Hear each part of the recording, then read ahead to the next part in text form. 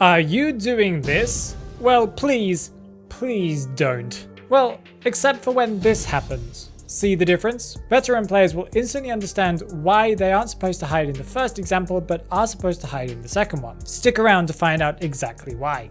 Identity V just last Thursday released a new beginners event, where beginners and veterans can participate in different types of missions to receive tons of rewards. This is the best time to be a beginner player, so in the spirit of this beginners event, I thought I would give you some of the best tips that I can think of for beginner and newer players of Identity V.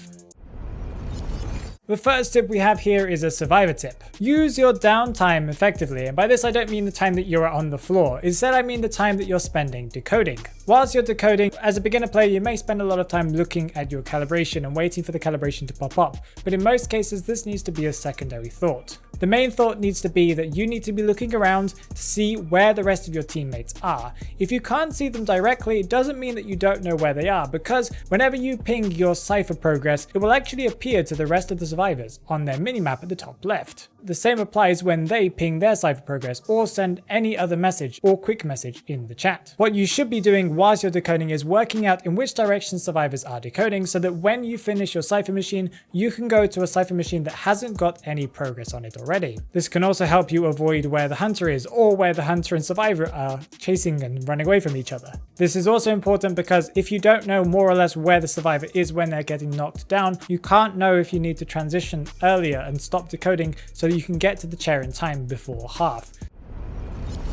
The next tip we have is for you hunter mains out there. When camping a chair, try your best to predict exactly where the rescuing survivor will come from. Why do you want to do this? So that you can go and hit them before they make it to the chair, so that you can preferably use one of your movement abilities, or if you're carrying teleport, to teleport back to the chair or quickly go back to the chair and hit the survivor once again. But you do need to be careful not to instantly attack if the survivor is near the chair, because in a lot of cases survivors will try and bait out your attack so that you miss them and accidentally hit the chair, giving you a quite long attack recovery, meaning they can quickly and easily rescue without any worries of terror shocks or hits in general. If they are near the chair when you're trying to get that second hit, a good idea is to make sure you line up your hit carefully and make sure that you're right next to them when you even attempt to hit them. If you didn't manage to hit them coming in from a distance, then it might be a good idea for you to try and waste as much time as possible. If you can threaten that terror shock, then the survivor may have to wait until after the halfway mark on the chair before they rescue. That will be good for you because that means you won't need to chair them 2 more times. The next tip we've got here is a survivor tip, and this is the one that I referenced in the beginning of the video. This is probably one of the ones that you'll see most often that people kind of either do recommend or don't recommend, but I would say don't hide at the beginning of the match. Unless you're playing against photographer. How do you know if you're playing against photographer? Well, it's pretty easy. If you look around and you see some cameras that are just standing there in the middle of the map, then you need to hide immediately and try and find a really good hiding place. If there are no cameras around the maps, then in that case you shouldn't really hide. You should go to one of the closest cipher machines, or one of the cipher machines that is in a stronger kiting area if you find that the one that's closest to you is not a very good place to be. If you get heartbeat, what should you do? Should you panic and hide somewhere near to the cipher machine? No, you should head towards some of the strongest areas that are near you for kiting, and possibly hide behind one of the pallets, one of the boxes that are in that strong kiting area. This means that if the hunter does come towards you, that it's possible they know exactly where you are because they saw you from a distance. Well, instead of you just getting hit around the corner because you think he hasn't seen you, instead you can just start the kite already. It's better to kite than to be hiding in a corner and give that hunter a free hit.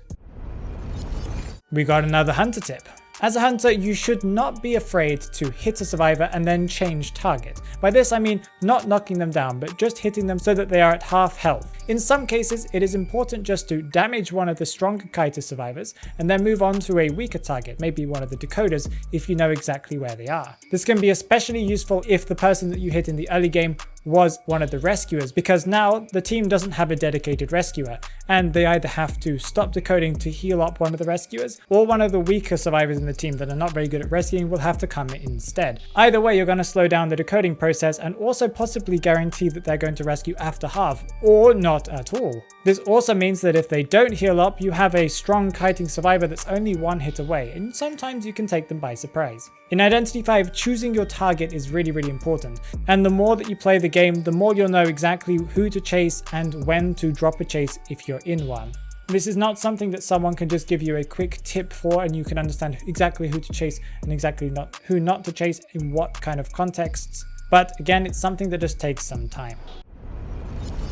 Another survivor tip, let's go. Looking behind you is something that a lot of survivors that you go against in low to all the way up to high mid tier is something that they still don't do, not all the time. I would say that looking behind you is one of the most important things that you can do as a survivor, because quite often you'll see that survivors get hit because they just run into the hunter. The hunter mind games them, expects them to not be looking behind them, and they just walk around the other way and the survivor just follows the loop, meaning that they just quickly run into the hunter and they instantly get knocked down. This can also be bad for your own ability users if you don't even know exactly when to use your abilities because you don't know when the hunter is around. This can be a bit of an issue. Looking at the hunter's red light can be quite useful, but quite often in higher tiers, you'll notice that hunters have a very good control and knowledge of where their red light is showing, and many of them will walk backwards or use abilities to be able to hide their red light a little bit more so that you don't see the red light upon you until you're right next to them. To counter this, you need to look behind yourself periodically. And you also want to listen for key sounds that each hunter makes for different types of interactions. For example, you will learn with time exactly what the difference is between the sound of a hunter breaking a pallet, vaulting a window, or missing an attack. By hearing this information, you don't technically even need to see the hunter to know exactly where they are. If you drop the pallet, you'll be able to know they are breaking the pallet. If you dropped a pallet and you didn't hear them breaking it, then maybe you should stay near that pallet because they might be coming around the other way where you weren't looking. This is once again something that does take some time to learn, but if you are looking behind yourself and also paying attention to small audio cues, then you will get much better at kiting. Let's go to a hunter tip. What you should do as a hunter is you should try and pressure survivors as much as possible.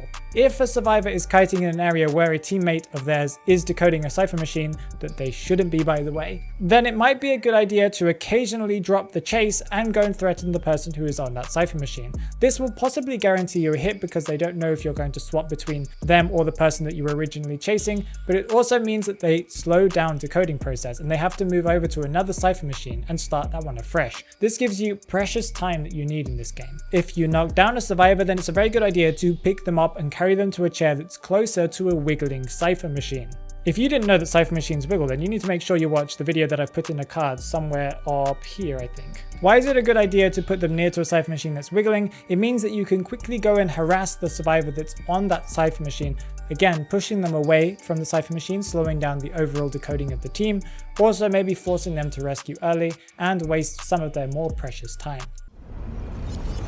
This tip is both for survivors and also for hunters. Learn some special tricks and mind games for the characters that you love to play. These little tricks that you can learn can buy you more time in a kite if you're a survivor, or quickly knock down a survivor by taking them by surprise.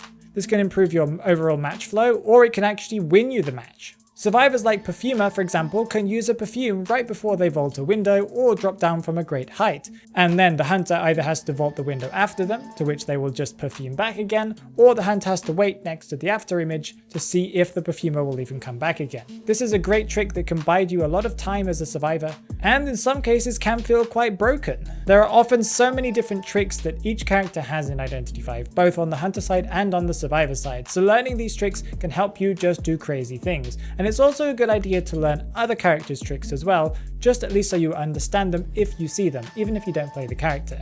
This can help you avoid certain strategies that certain hunters play if you're a survivor, or as a hunter you need to know as much as possible about the survivors. And if you're a hunter main that's struggling a little bit, then you need to watch this video here, because it will tell you all about how you can improve as a hunter.